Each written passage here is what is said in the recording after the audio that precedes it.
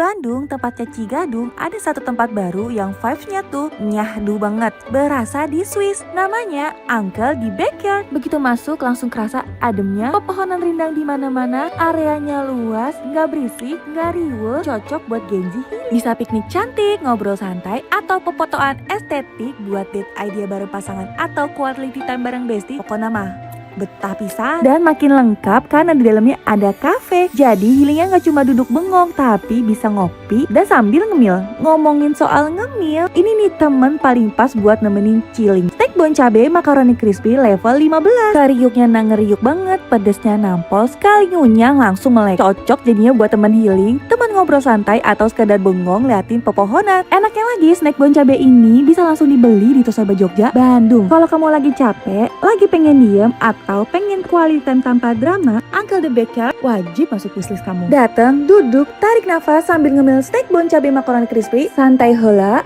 hirup heula.